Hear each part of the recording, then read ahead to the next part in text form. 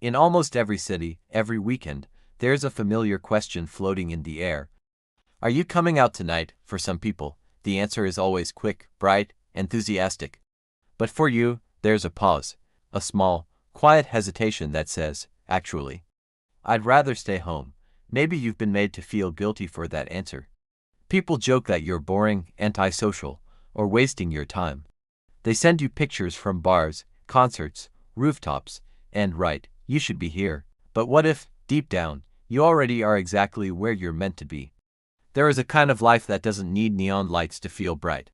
A life that isn't measured in tickets, reservations, or how many faces you recognize in a crowded room.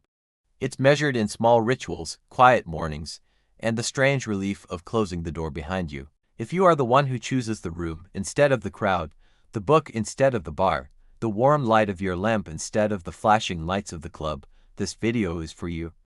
Because you are not broken. You're just tuned to a different frequency. Let's talk about the secret psychology of people who truly feel at home at home. The quiet ones, the deep feelers, the slow souls in a fast world. The ones who don't need to go everywhere to feel like they belong somewhere. First, understand this. Choosing to stay home is not the same as being afraid of life. For many people, home is not an escape from reality. It's the place where reality finally feels honest. The noise fades, the mask drops, the nervous system loosens its grip. Think of the world as a loud song. Some people love it blasted at full volume, bass shaking the floor. Others want to hear the melody, the lyrics, the subtle instruments underneath. To do that, they turn the volume down. Staying home is that volume knob. People who genuinely enjoy being at home often have more sensitive inner worlds. They notice little details others miss. They remember the tone of a sentence, the look in someone's eyes, the way a room felt. All that information doesn't just disappear, it piles up. After a day of absorbing the moods, voices, and pressures of the outside world, their mind is full. Not empty, full. Home becomes the place where everything they've absorbed can finally settle, sort itself, and make sense. Imagine someone like Maya. She spends hours each day listening to coworkers' problems, reading emotions on their faces, choosing gentle words to keep everyone calm. By the time she gets home, it's not that she doesn't like people, it's that she has carried them all day. When Maya closes her front door, it isn't a rejection of the world, it's a homecoming to herself. Her sofa, her plants, her favorite mug, these aren't decorations, they're anchors, proof that there is still a place where she doesn't have to be on. Many home lovers are emotional anchors in other people's lives. They are the friend who listens, the partner who notices, the colleague who stays late to help. That generosity has a cost, and the quiet of home is where they pay it back to themselves. There's another reason people crave their own space. For some, the outside world has never felt entirely safe. Maybe they grew up in homes where conflict exploded without warning. Maybe school was a battlefield of judgment and comparison. Maybe crowds meant danger, not fun. For someone like Leo, home is not just for walls. It's proof that chaos can end. He arranges his books in neat rows, folds his clothes with care, and lights the same vanilla candle every evening. These small rituals are his way of saying, here, I am safe, psychologically, this makes sense. When your history has been unpredictable, your brain learns to scan for danger all the time. A stable, familiar environment is like a soft blanket wrapped around that constant alertness. The mind stops whispering, what's next, and finally rests. But staying home isn't only about safety or recovery, it's often about depth. People who truly love their own space tend to have rich, layered inner lives. They think in paragraphs, not in headlines. They feel in symphonies, not in quick sound bites. Give them an evening alone, and they build worlds. They sketch, write, compose, organize, design, dream. They replay the day and ask, what did that really mean? Their solitude is not empty time. It's a private laboratory for understanding themselves and the world. Take Sarah, for example. She doesn't go to every social event, but her room is full of unfinished canvases and notebooks. While others chase new locations, she chases new ideas. Her paint-stained fingers and tired eyes are proof that staying home can be wildly alive. People like Sarah are often misunderstood. Because the world measures excitement by how fast you move and how many people you are surrounded by. But they measure life by how real it feels, how honest, how meaningful, how aligned with who they truly are. Then there are the quiet guardians of routine, the ones who find healing in repetition. The same morning playlist, the same corner of the sofa, the same tea at the same time every night. To others, it may look boring. To them, it's a gentle map back to themselves. The brain loves predictability. It relaxes when it knows what's coming next. For someone who feels everything intensely, familiar routines are not prison bars. They're guardrails. They say, you don't have to figure everything out today. Just follow these small steps. Animals often play a huge role in the lives of home-oriented people.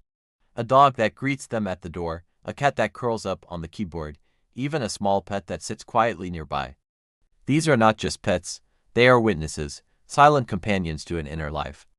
When human relationships feel loud and complicated, the presence of an animal is simple honesty. No small talk, no performance, just breathing together in the same room. For someone whose mind is always analyzing, that wordless connection feels like water to a thirsty soul. And then there is work.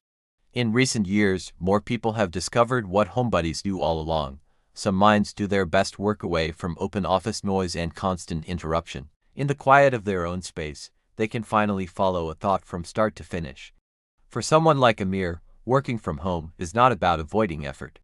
It's about directing it. He no longer spends energy pretending to be on from 9 to 5.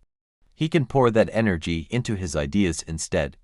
Efficiency becomes a side effect of being psychologically comfortable. But let's be honest, there is a shadow side. The same walls that protect you can slowly begin to isolate you. The same room that feels like a sanctuary can, over time, start to feel like an island. Home can heal, but it can also hide. You might start by saying, I just need to recharge.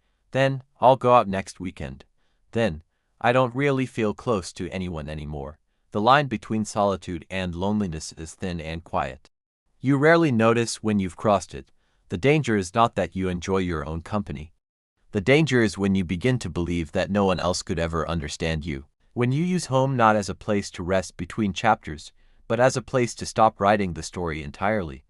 If you've ever felt your days blurring together, not because you're peaceful, but because you've stopped feeling anything at all, that's not just being a homebody. That's your soul quietly knocking, asking, is this still healing, or am I hiding now? The solution is not to abandon your sanctuary. You don't need to become a social butterfly overnight. You don't need to turn your life into a constant photo shoot. What you need is balance, a rhythm where stillness and movement take turns. Think of your life as breathing. Inhale, time at home, reflecting, recharging, reorganizing your energy. Exhale, moments with others, experiences, conversations, small adventures. If you only inhale, you suffocate. If you only exhale, you collapse. You need both. So what does healthy solitude look like? It looks like enjoying your own space, but still answering messages sometimes. Spending evenings alone, but not disappearing from everyone's life. Loving your room, but also letting sunlight and fresh air in through an open window. It looks like saying, no, I don't want to go to that party, while also saying, yes, let's grab coffee to the friend who makes you feel safe. It's not about how many invites you accept. It's about which ones support your mental and emotional health. Healthy solitude is when you choose home because it nourishes you, not because you've given up on connection. It's when you can be alone without spiraling into self-criticism or endless distraction. When your thoughts feel like company, not enemies. Unhealthy isolation, on the other hand, is when you're not really resting, you're just numbing. You scroll endlessly, not because you love the content, but because you don't want to hear your own mind. The room is quiet, but inside, everything feels loud. If that feels familiar, be gentle with yourself. You're not failing at life. You're simply stuck in a loop your brain built to survive. The good news, loops can be rewritten.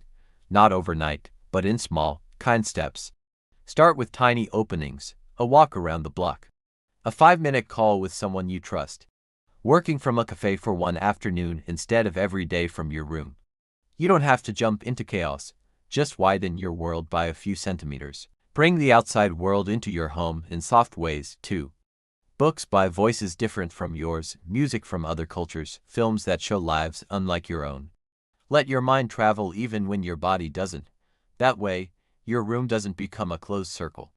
Remember, solitude is a tool, not an identity. You are not the person who never goes anywhere. You are a whole human being with seasons. Some seasons will be quieter. Some will pull you outward. Both are valid. Both teach you something. There will be days when your room feels like the only place in the world where you can breathe. Honor that. Light the candle. Make the tea. Wrap yourself in the blanket. Let the noise melt off your shoulders. You're allowed to rest. But there will also be days when your room feels too small for the size of your thoughts. On those days, listen to the gentle pull to step outside. You don't need a huge plan. You just need one door, one step, one moment of courage. One of the quiet strengths of home lovers is discernment. They do not give their time or their energy lightly. They prefer fewer relationships, but deeper ones. They'd rather have one real conversation than 10 shallow ones. That is not a weakness. That is emotional wisdom. Because they feel so much, they've learned to be careful about who they let in. This sometimes gets them labeled as distant or cold. In reality, they are often the ones who love the most intensely once they trust.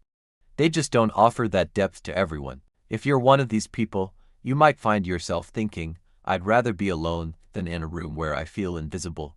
That is not drama. That is self-respect. The pain of forced small talk is real when your soul is hungry for meaning. The world needs people like you. People who are willing to slow down, to notice, to listen. The ones who can sit in silence without panicking, who can be present without performing.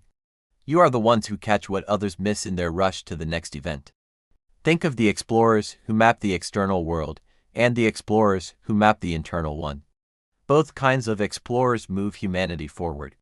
One crosses vast oceans, charting unknown territories. The other crosses layers of emotion, memory, and thought, navigating the complex landscapes of the human heart. And often, homebodies are this second kind of explorer. In quiet rooms, new ideas are born. During solitary evenings, personal truths finally have the space to surface.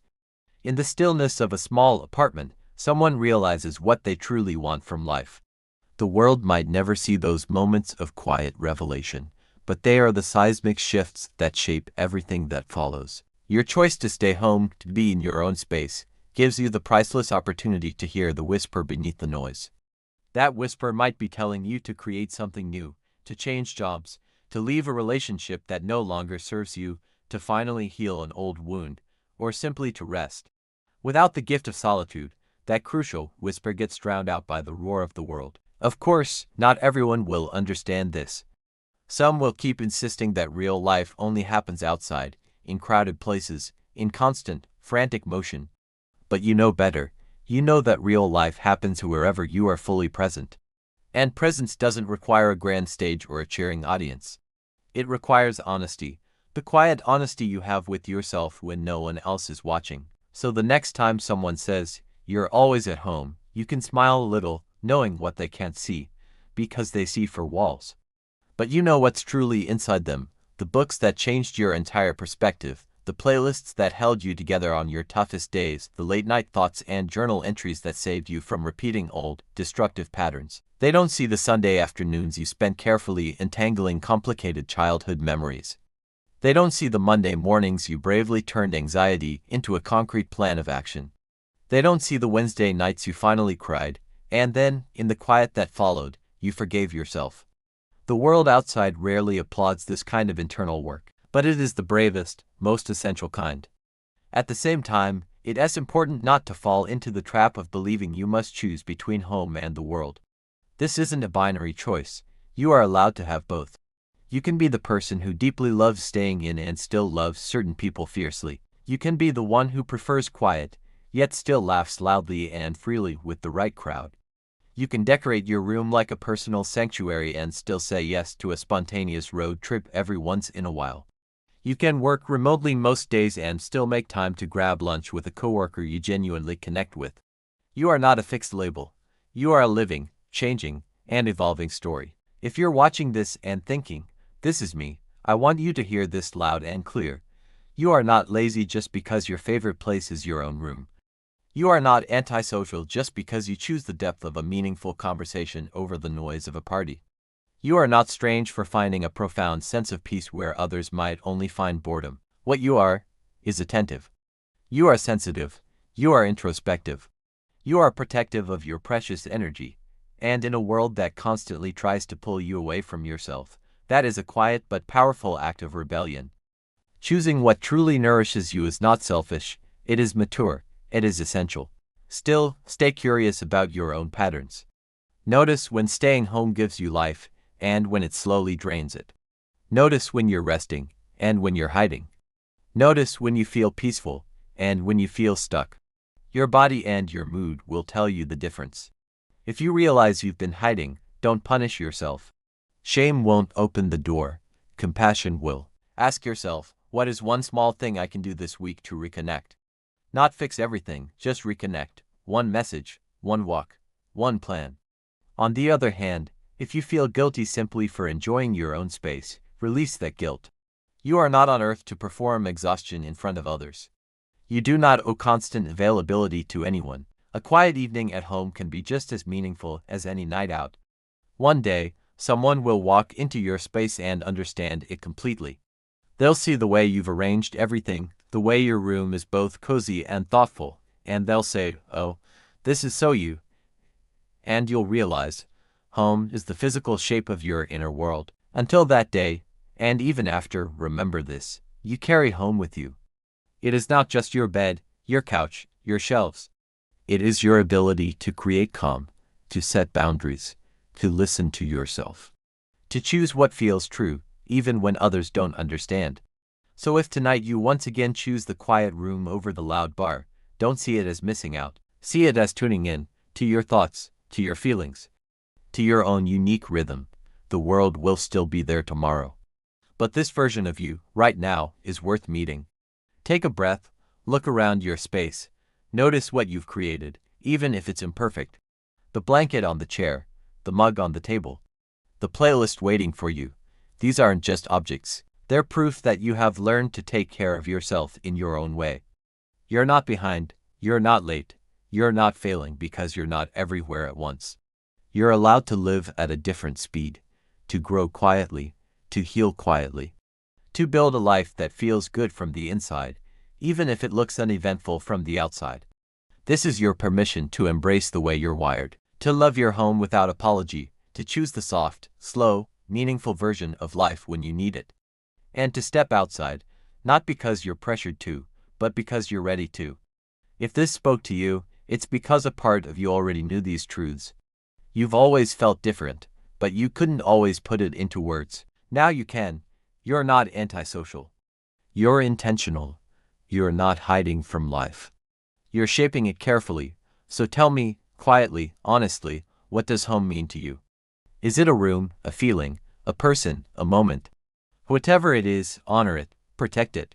Return to it when the world feels too sharp. Let it be the place where you remember who you are. If you enjoyed this video, why not hit subscribe? You'll get more cozy reflections just like this one. See you next time.